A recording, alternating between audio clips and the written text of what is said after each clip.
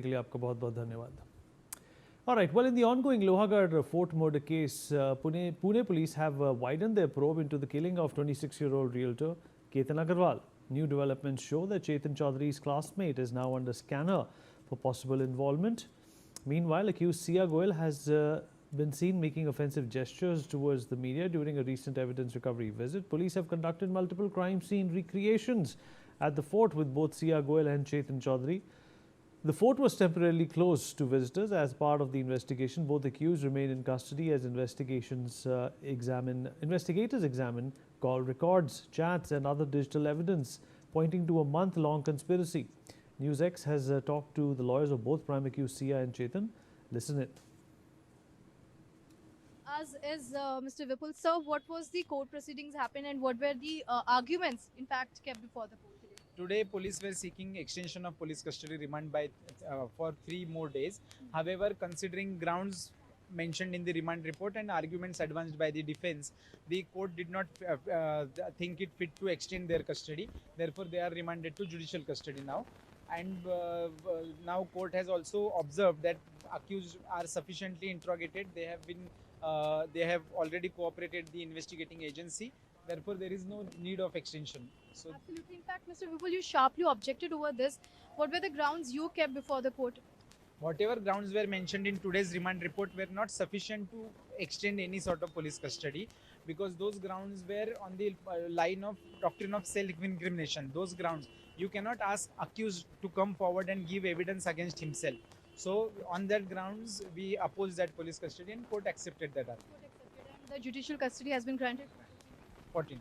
Alright, one more thing I would like to ask. There were several developments we're raising when we speak about the polygraph test or the mobile recovery that has happened, and also the third name emerging in this entire case. What about these points that were kept before the court today? As far as third name is emerging, that no argument in that regard where no arguments were advanced in the court.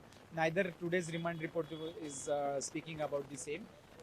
So there were no arguments. So I don't know. What about the lie detecting test? Lie detector test, they did not press that application today. They did not argue on that point. Maybe they do not want to have that test. Did they withdraw it? Not yet, but they did not press it. They did not argue on it As of now. as of. My last question, what will be the future course of action? How legally are you going ahead now from this? Now it will be too early. Now we'll collect all the documents, we'll collect necessary information from the accused, and then we'll decide our further course. Thank you very much. Well, this was an exclusive conversation with the advocate of Sia Goel, that is Vipul Dushing. In fact, he very categorically stated that the court has in fact granted 14 days of judicial custody to both the alleged accused, that Sia Goel as well as Chetan Chaudhary, in Ketan Agarwal murder case. With video journalist Vishnu, this is Shweta from Pune. Chetan Chaudhary's advocate with us. Mr. Radhikesh, I would like to understand what exactly transpired before the court. What were your arguments? See, on the last occasion, that is on the 29th itself, we had told the Honorable Court that as far as Chetan is concerned, his role has not been defined by the investigating officer. Today also, the reasons which were given by the investigating officer for extending further police custody were not in the nature of any detailed reasons which would ascribe a role to Chetan. They were merely vague allegations that they may have contacted somebody, a third party. They want to see what the code names or nicknames were. These are all in the nature of fishing inquiries, and we made this argument. The Honorable Court was pleased to accept the arguments and grant them to judicial custody. What were the grounds, in fact, produced before the court by the police as we speak? They wanted further remand also of both the accused, rather. Correct. So, some of the main reasons were that they recovered another cell phone, I believe, at the hands of the accused number one, which is here. We are not sure when that has happened because details were missing on that. Apart from that, they want to check the data that they've recovered from their devices and so on. Our arguments in all of this was that the police custody, the physical police custody of the accused is not required.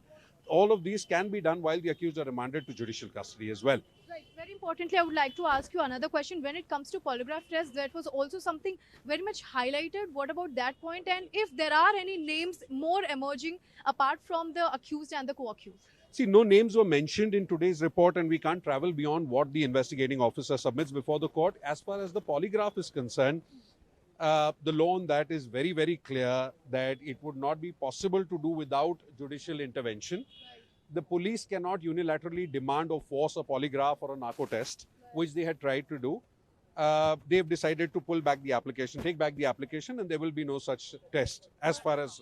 As of now, no test would be there, but both the accused, did they give their consent to police? See, there is a consent letter signed by them in front of the police, but then again, if you were to look up the law, it's not a warranted or it's not a valid consent. When it's given, when a person is in police custody, if they give their consent, it's not considered a valid Absolutely. consent. My last question, what would be your next future course of action, the next step, of course, legally? See, as of now, we filed an application before the Honorable Court regarding certain irregularities which we found in Chetan's detention. That's been placed for tomorrow. So I won't preempt that. We will have to see what comes up from the investigating officer tomorrow on that. Insofar as further actions are concerned, we'll have to sit and confer with our clients and then we'll take a call on how we move forward. Absolutely. Thank you very much. Well, this was an exclusive conversation with the advocate of Chetan Chaudhary, that he is the alleged co-accused in Ketan Agarwal murder case. With video journalist Vishnu, this is Shweta for News 8.